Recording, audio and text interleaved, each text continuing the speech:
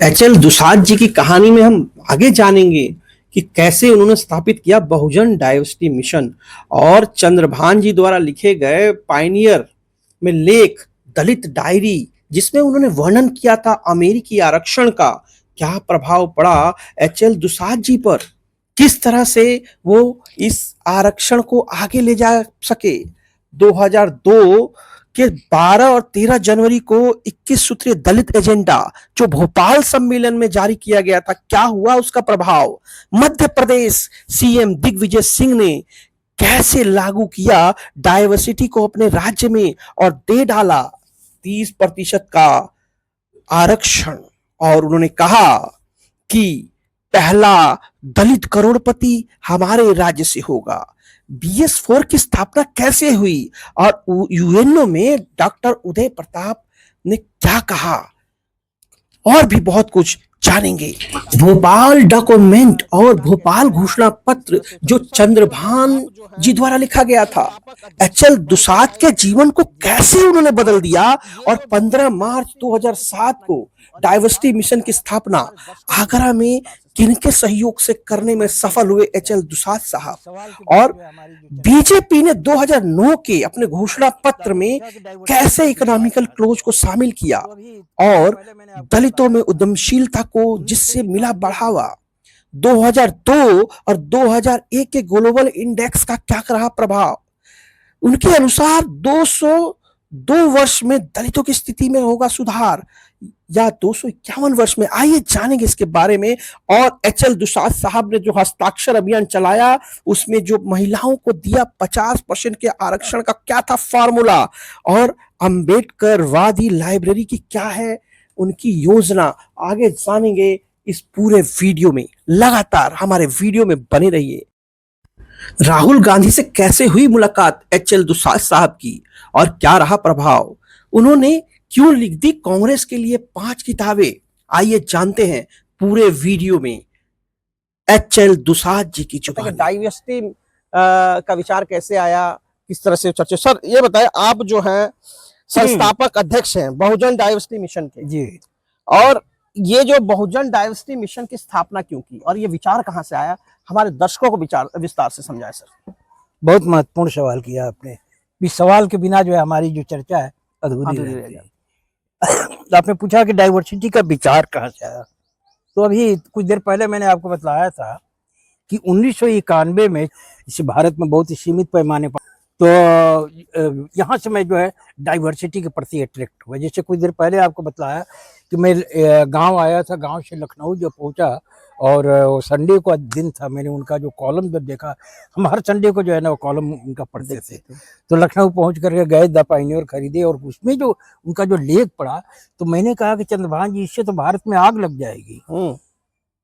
भारत में जहाँ इतने सीमित पैमाने पर आरक्षण और अमेरिका में इतने विशाल पैमाने पर अगर लोग जानेंगे तो इस देश में तो आग लग जाएगी।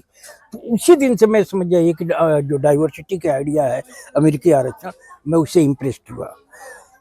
बाद में चल करके ये आइडिया जो बहुतों को अट्रैक्ट करती है और ख़ास तौर से जो है दिग्विजय सिंह तक ये संदेश पहुंचता है। मध्य प्रदेश के जो तत्कालीन सीएम थे, तो उन्होंने जो है इस आइडिया को प्रोपेगेट करने के लिए एक तरीके से सर्वभारतीय स्तर पर स्थापित करने के लिए 2002 के 12-13 जनवरी 2 दिवसीय जो है एक सम्मेलन का आयोजन किया, जिसको भोपाल सम्मेलन का। भोपाल सम्मेलन से 21 सूत्री दलित एजेंडा निकला, डाइवर्सिटी केंद्रित। इस एजेंडे ने जो है इस देश को इतना जो उद्वेलित किया कि आपको बता दूं कि 25 जनवरी 2002 को राष्ट्रपति KR नारायणन ने जो नेशन के नाम जो है वो आपका ये गणतंत्र दिवस की पूर्व संध्या पर जो ये होता है संबोधन होता है, तो उसमें उन्होंने कह दिया कि डाइवर्सिटी की जो आइडिया निकली है यहाँ भोपाल कॉन्फ्रेंस से, मैं पूरे देश से अपील करता हूँ कि आप लोग इसे अपनाएं, तमाम सरकारें इसे अपनाएं। तो यहाँ से डाइवर्सिटी की आइडिया जो है पूरे देश में छा जाती है। इसके बाद से अगली कड़ी में जो है आपको 2002 के 27 अगस्त को दिग्विजय सिंह अपने राज्य में जो है डाइवर्सिटी लागू कर देते हैं। जब भोपाल कॉन्फ्रेंस से आइडिया सामने आई तो बहुत से लोगों ने सवाल उठाया कि भारत जैसे देश में कैसे मुमकिन है कि यहाँ पर भी जो है सप्लाई में, डीलरशिप इत्यादि में लोगों को आरक्षण मिले। ये संभव ही नहीं है, ये तो एक शिगुफा है दिग्विजय सिंह का। तो दिग्विजय सिंह ने कहा कि हम इसका जवाब सही समय पर देंगे, और उन्होंने उस सम्मेलन में कहा था कि भारत का पहला दलित करोड़पति जो है आपको मध्य प्रदेश से पैदा होगा। और अपने इस वादे के तहत उन्होंने 27 अगस्त 2002 को भोपाल में 13 उद्यमियों को जो है ना आपका ये 30 लाख का कॉन्ट्रैक्ट दिया सप्लाई करने का। मध्य प्रदेश में जो आपका जो ये है छात्रावास है, वहाँ बहुत क्वालिटी की चीज़ें सप्लाई की जाती है सरकार के तहत। तो उसमें बच्चों के लिए जो है आपका टॉवेल है, साबुन है, उसके बाद से खाने पीने की चीज़ें है, तो ये कुछ और लोग सप्लाई करते थे। तो इसमें उन्होंने जो 30% आरक्षण लागू कर दिया 27 अगस्त 2002 को। जब ये आरक्षण वो लागू करते हैं, उसके बाद से पूरे देश में संदेश गया कि सरकारों में यदि इच्छा शक्ति हो तो जिस तरीके से अमेरिका में सर्वव्यापी आरक्षण लागू हुआ है, अमेरिका में डाइवर्सिटी लागू है, भारत में भी हो सकती है। इसके बाद तो जो है आपको मैं याद दिलाऊं कि पूरे देश के जो है बहुत से जो दलित ऑर्गेनाइजेशन है, बड़े बड़े जो दलित एक्टिविस्ट हैं, वो अपने अपने राज्य सरकारों के समक्ष मांग पत्र देने लगे कि हमारे भी स्टेट में जिस तरीके से मध्य प्रदेश में डाइवर्सिटी लागू है, हमारे भी देश में, हमारे भी राज्य में लागू होना चाहिए। इसका ये इम्पैक्ट पड़ता है कि 2 साल बाद ही आपका 2004 में आर.के. चौधरी जो है एक ये BS4 अपने संगठन के जरिए जो है एक अभियान छेड़ते हैं कि भारत में निजी क्षेत्र में आरक्षण, अमेरिका के डाइवर्सिटी पैटर्न पर। डॉक्टर उदित राज भी अपने तौर पर जो है डाइवर्सिटी को आइडिया को आगे बढ़ाने के लिए जगह जगह भाषण करते हैं। इवन जो है जाकर के उन्होंने संयुक्त राष्ट्र संघ में भी भाषण दिया था कि भारत में डाइवर्सिटी की आइडिया जो है लागू होनी चाहिए।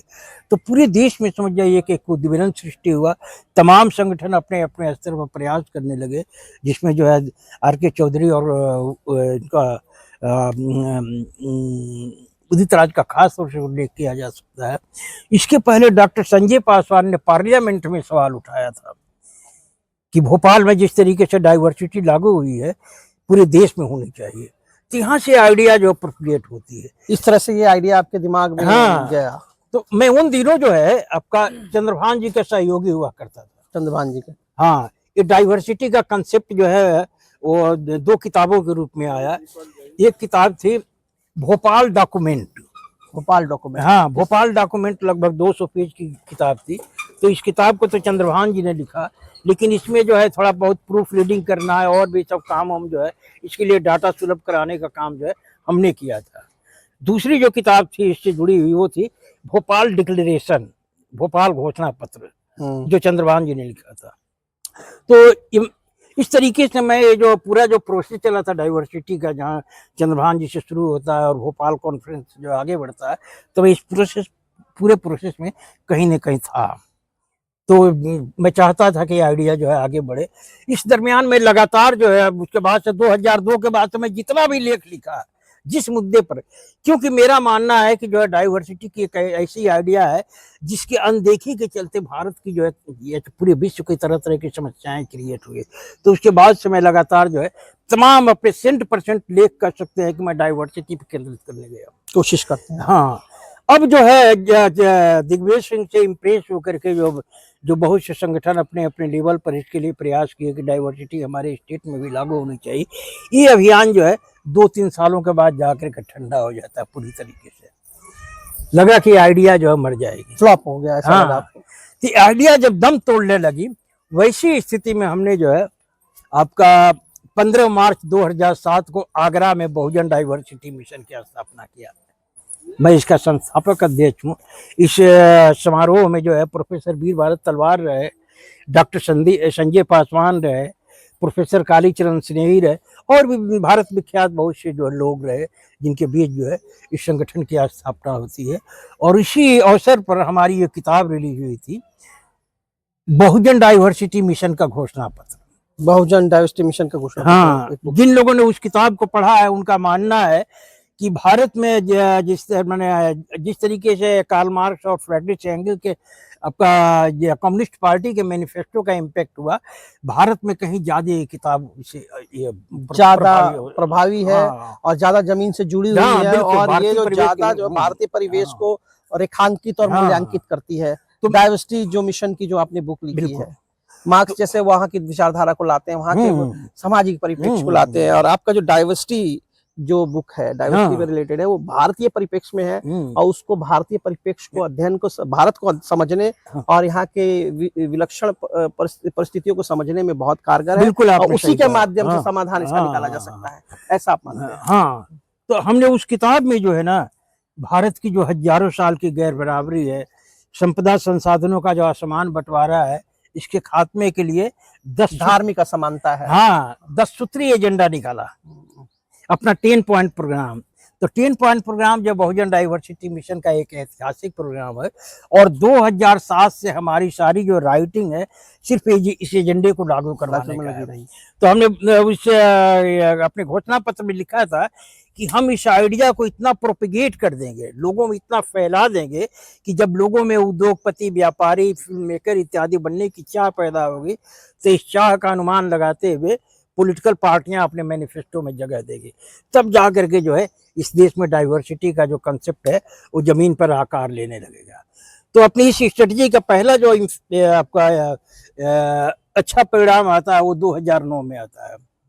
2009 के लोकसभा चुनाव में भाजपा की तरफ से जो घोषणा पत्र जारी हुआ था, तो उसका जो इकोनॉमिक क्लॉज है 29वें पेज पर, तो उसमें साफ लिखा गया था कि भाजपा जातियों के पहचान की राजनीति में विश्वास नहीं करती है, उनके सशक्तिकरण में विश्वास करती है। हमारी पार्टी यदि सत्ता में आएगी तो हम दलित पिछड़ों में उद्यमशीलता को इस तरीके से बढ़ावा देंगे ताकि भारत की सामाजिक विविधता आर्थिक विविधता में रिफ्लेक्ट होने लगे। ये शब्दावली जो है अपने बहुजन डाइवर्सिटी मिशन के घोषणा पत्र की है, और भाजपा ने पूरा जो इस चीज को साफ साफ दिखता है कि जातीय भेद को, धार्मिक भेद को सीधा वो इकोनॉमिकल भेद, यानी कि भारतीय परिप्रेक्ष्य को मार्क्स की तरफ ले जाने की कोशिश करते हैं, ताकि वहां पे इकोनॉमिक भेदभाव रहे और छुआछूत की भावना का अंत हो। एक मैनिफेस्टो में एक अच्छी बात थी जिसको आपने बहुत गहनता से अध्ययन किया और हमें समझाया सर। और फिर क्या हुआ सर उसके बाद में? अच्छा, इस मैनिफेस्टो की जो खास बात थी, कम्युनिस्ट पार्टी का मैनिफेस्टो है, वो क्या बतलाता है कि आर्थिक और सामाजिक गैर बराबरी जो है मानव जाति की सबसे बड़ी समस्या है, और ये समस्या जो पैदा होती है मीन्स ऑफ प्रोडक्शन के असमान बंटवारे से। हमने जो घोषणा पत्र लिखा उसमें बतलाया कि भारत ही नहीं पूरे मानव जाति की सबसे बड़ी जो समस्या है वो है आर्थिक और सामाजिक विषमता। इस समस्या की सृष्टि होती है शक्ति के स्रोतों में सामाजिक और लैंगिक विविधता के असमान प्रतिबिंबन से। अर्थात जितने भी सोर्सेज ऑफ पावर है उसमें वेरियस सोशल ग्रुप से उनकी महिलाओं को जब उचित भागीदारी नहीं मिलती है, तब जाकर इस पर भी आपने एक बुक लिखी है, इसी पॉइंट पर एक किताब लिखी है। तो हमने सॉल्यूशन यही दिया कि भारत से आर्थिक और सामाजिक गैर बराबरी के खात्मे के लिए जितने भी शक्ति के स्रोत हैं उन शक्ति के स्रोतों में सामाजिक और लैंगिक विविधता लागू की जाए, अर्थात विभिन्न सामाजिक समूहों के स्त्री और पुरुषों को उनके संख्या अनुपात में अवसर दिया जाए। ये आइडिया आपका कहना था कि पहले मतलब इस तरह के तो आरक्षण सामाजिक आधार पर तो आरक्षण मिले कि कौन किस वर्ग से आता है, साथ में उस आरक्षण में भी महिलाओं की 50% की भागीदारी हो, तो ये दोनों पक्षों की अच्छी बात होगी। आप ये ऐसा ही कहना चाहते हैं? फिर सर और मैनिफेस्टो में ऐसा आगे क्या था सर? तो वो जो मैनिफेस्टो में जो 10 पॉइंट प्रोग्राम आया, और जो तो वो क्या था कि 10 पॉइंट जो 10 पॉइंट प्रोग्राम था उसमें जो शक्ति के 4 जो स्रोत होते हैं आर्थिक, राजनीतिक, शैक्षिक, सभी के सभी उसमें समाहित हो गए। धार्मिक, हाँ, तो उसमें हमने मांग उठाया था कि हम सरकार से मांग करते हैं कि सरकारी और निजी क्षेत्र की नौकरियों सहित आपका जो है सैन्य बल में, पुलिस बल में, मीडिया इत्यादि में जो है संख्या अनुपात में आरक्षण भागीदारी मिले। इसका एक कॉलम था कि सरकारी और निजी क्षेत्र की कंपनियां अपने रिक्वायरमेंट के लिए जो वस्तुएं खरीदती है तो सप्लाई में जो है भारत की जो सामाजिक और लैंगिक विविधता लागू हो। सामाजिक विविधता का आशय ये है कि हमने जो कहा कि सामाजिक और लैंगिक विविधता लागू होनी चाहिए, तो आपको समझ लेना पड़ेगा कि सामाजिक विविधता क्या है।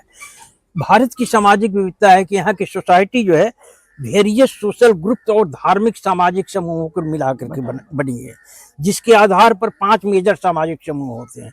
एक एससी, दूसरा एसटी, तीसरा ओबीसी, चौथा जो है धार्मिक अल्पसंख्यक, और 5वां जो है सामान्य जनरल क्लास।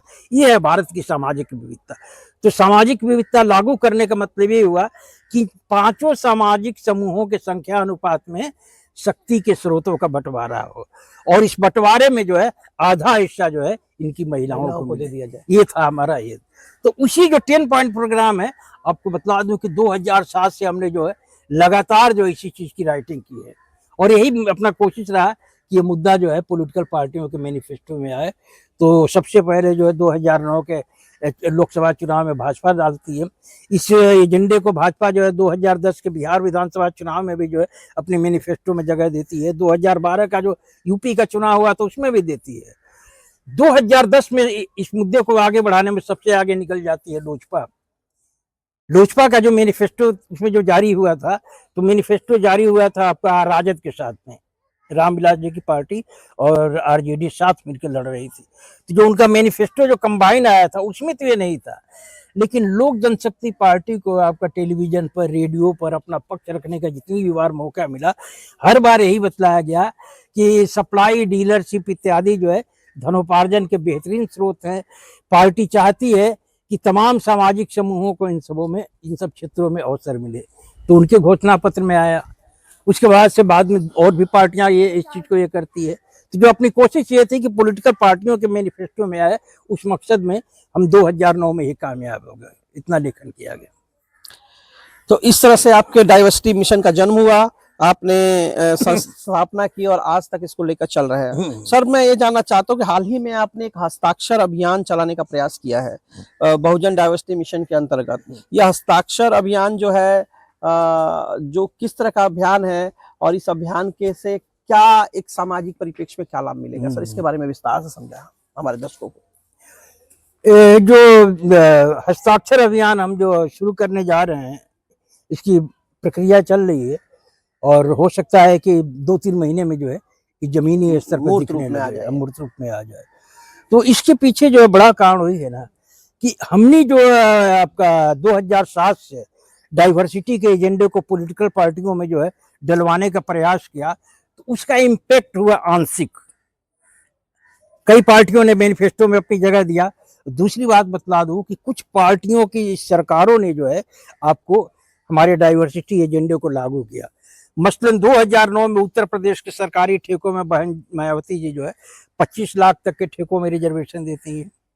बाद में चल करके बात आगे बढ़ती है और 2020 में आपका झारखंड में 25 करोड़ तक के ठेकों में जो आरक्षण लागू होता है। हमारे 10 पॉइंट प्रोग्राम में एक लड़ाई थी कि मंदिरों के पुजारियों की नियुक्ति में रिजर्वेशन होना चाहिए, सामाजिक और लैंगिक विविधता लागू होनी चाहिए। 2021 में आपको बतलाऊं कि तमिलनाडु के 36,000 मंदिरों के पुजारियों की नियुक्ति में रिजर्वेशन का ऑर्डर लागू कर दिया गया। दुर्भाग्य है कि जब ये ऑर्डर हुआ, जियो जब होता है, उसके बाद से जो है जो विपक्षी पार्टियां हैं वो चली गई आपके कोर्ट में, तो स्थगित है, लेकिन ये पास हो चुका है।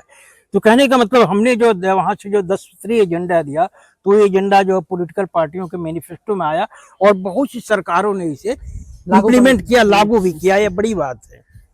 आपको मैं विनम्रता के साथ कहना चाहूँ कि भारत की हिस्ट्री में किसी लेखक की लिखी हुई कोई बात जो इस हद तक आज तक लागू नहीं, जितनी जो है हमारे 10 पॉइंट प्रोग्राम को लागू किया गया है। अब इसकी जरूरत क्यों होती है हस्ताक्षर अभियान की?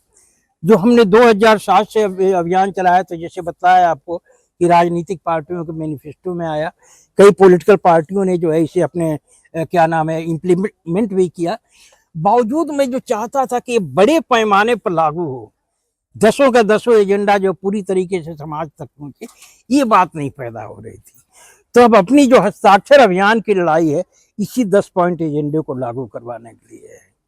किस तरह से लागू कराएंगे सर ये हस्ताक्षर अभियान, कैसे लाएंगे और इसकी प्रक्रिया क्या होगी, कैसे, इसके बारे में सर विस्तार से समझाएं।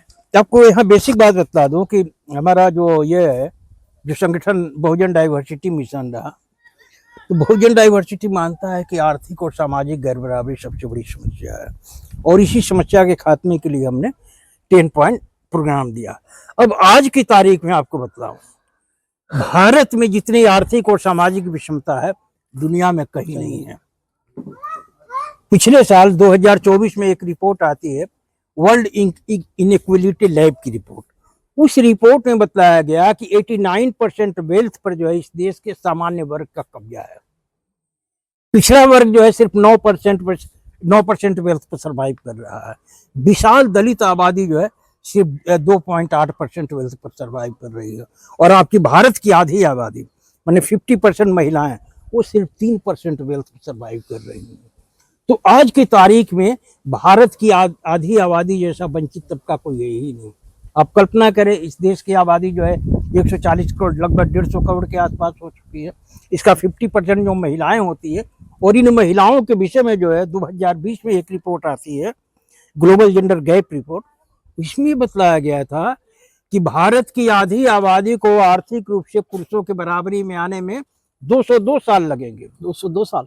और अगले साल 2021 में जो रिपोर्ट आती है उसमें बताया जाता है कि भारत की आधी आबादी को इक्वलिटी पाने में 257 साल लग जाएंगे। तो भारत की आधी आबादी की समस्या से बढ़ के पूरी दुनिया में कोई समस्या ही नहीं है। तो ये जो मैं हस्ताक्षर अभियान शुरू करने जा रहा हूँ, इसके तहत जो है आर्थिक और सामाजिक विषमता के खात्मे के लिए हमारा सूत्र है कि जो भारत की आधी आबादी है, शक्ति के तमाम स्रोतों पर पहला हक इनका हो। मसलन एससी का जो 15% रिजर्वेशन है, तो पहले 7.5% महिलाओं को, एससी महिलाओं को दे दिया जाए। एससी महिलाओं को। ओबीसी के जो रिजर्वेशन उसमें भी यही किया जाए। सवर्णों को जो अवसर मिलता है, जनरल क्लास को जो अवसर मिल रहा है, तो जनरल क्लास को जितना भी अवसर मिल रहा है किसी भी क्षेत्र में, तो पहला अवसर जो है उनकी महिलाओं को दिया जाए। यही डाइवर्सिटी मिशन का तो हस्ताक्षर अभियान का मकसद है, पूरा नहीं है, इसमें और भी है।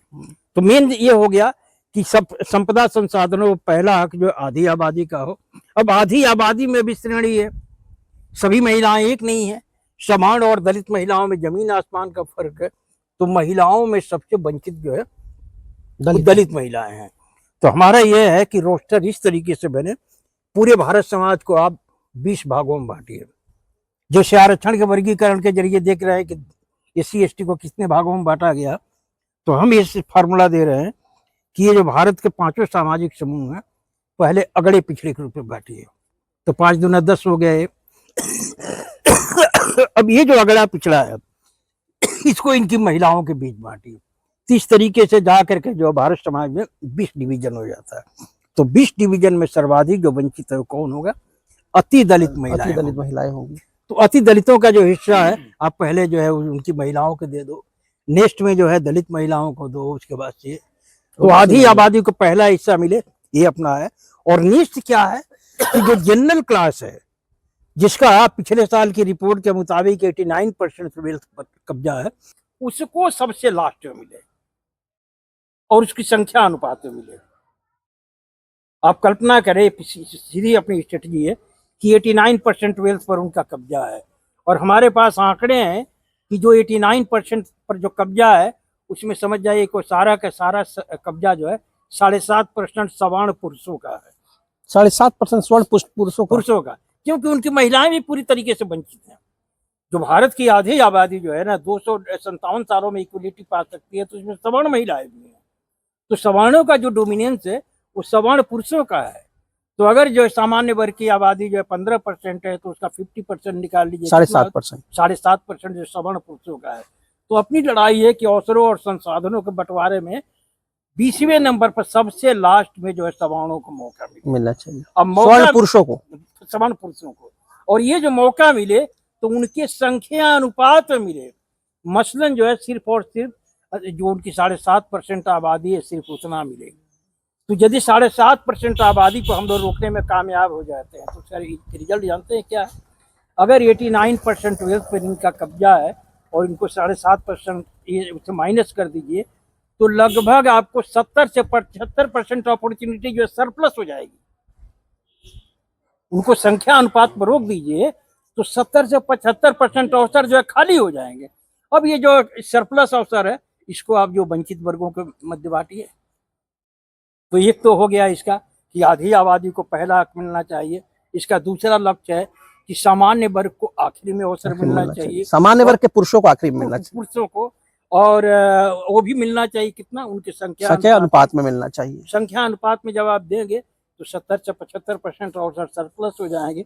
वो हमें वंचित वर्गों के मध्य बांटना है। इस प्रकार इक्वालिटी आ जाएगी सर। तो दो तो ये हो गया, ये फॉर्मूला इक्वालिटी लाने का। हाँ, तीसरा इसका जो मकसद है, हर मोबाइल को मिनी अम्बेडकरवादी लाइब्रेरी में कन्वर्ट करने का। वो कैसे करेंगे सर? मोबाइल को मिनिमम बेट करवा दी? हाँ, लाइब्रेरी में कन्वर्ट कैसे करेंगे सर? ये तो बड़ा टफ काम लग रहा है। हाँ, ये टफ काम लग रहा है, लेकिन यदि ये मुमकिन हो जाए तो सोचिए कितना बड़ा चमत्कार हो सकता है।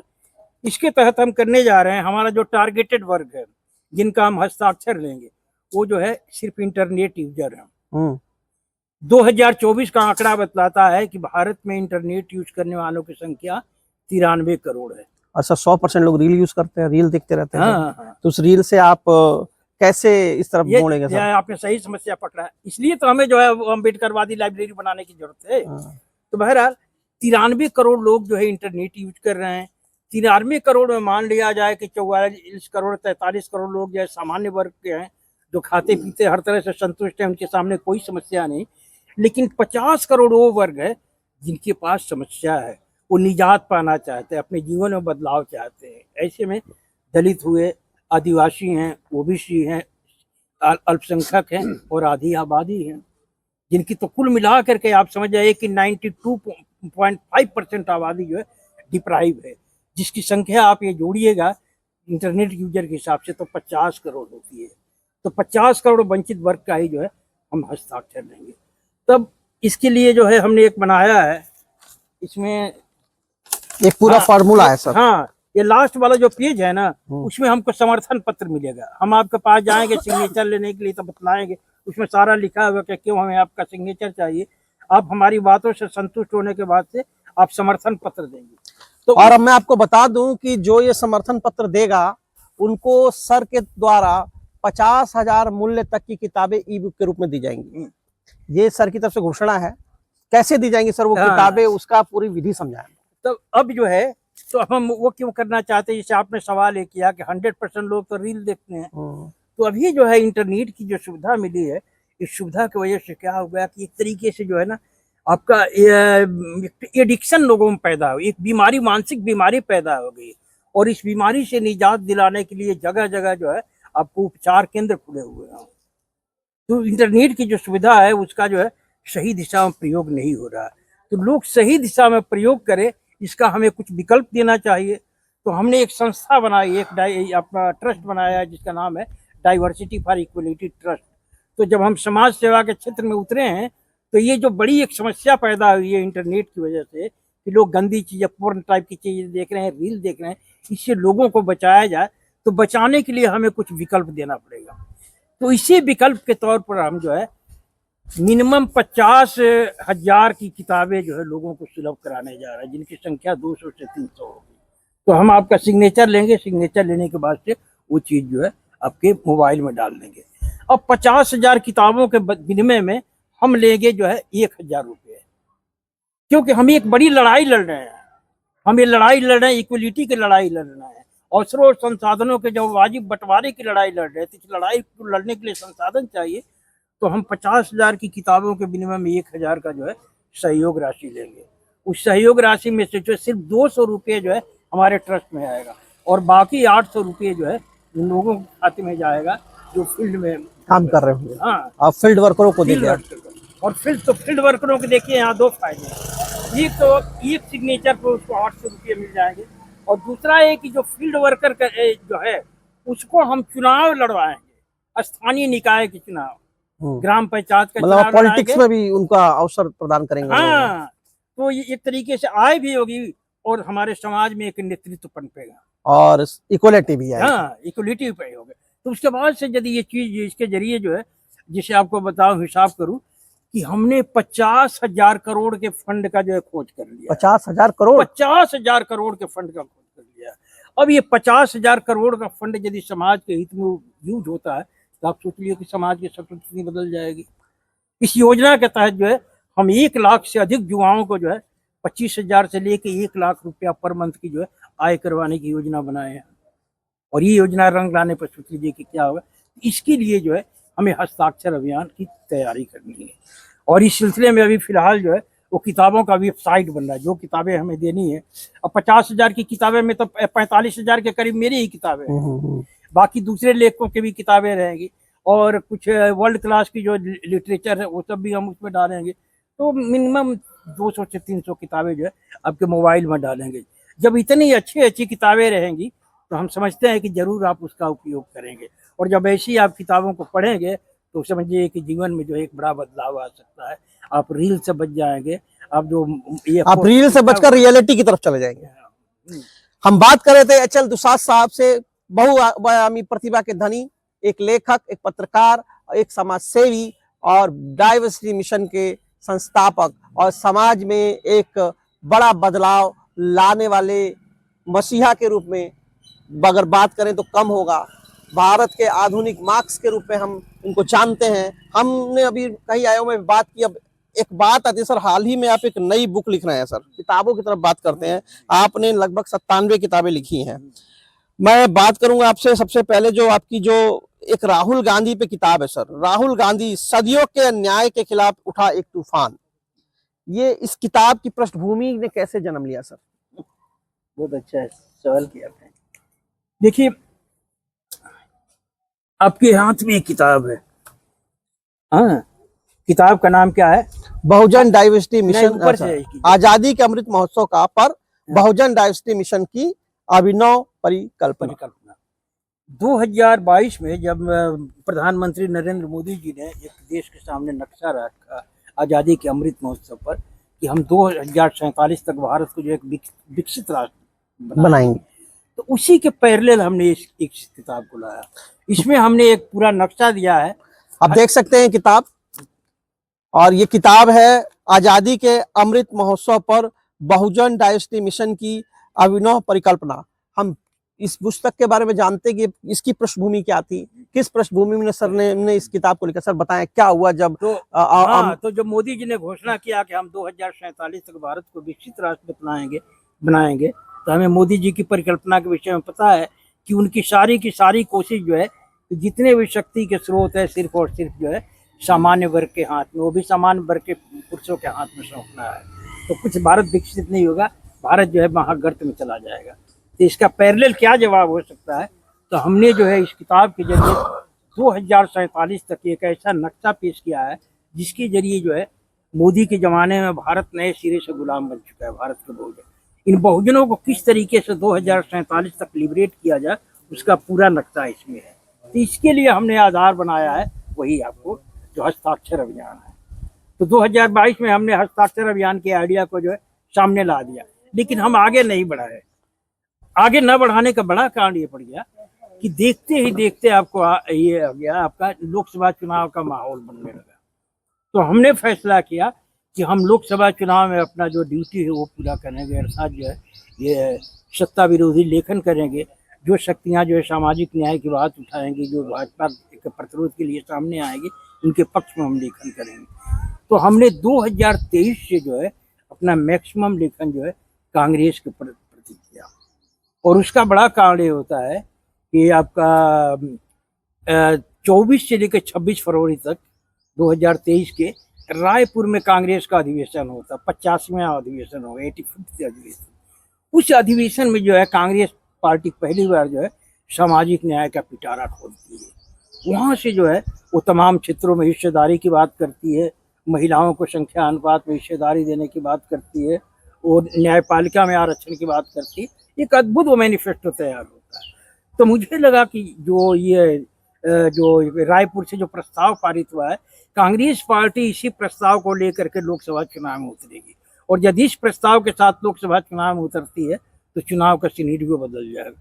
उसके बाद में धुआंधार जो है कांग्रेस के पक्ष में लिखना शुरू किया, और इतना लिखा कि आपका जो है 2023 के अंत तक जाते जाते कांग्रेस पर मेरी 5 किताबें आ गई। 5 किताबें आपने लिख दी? 5 किताबें।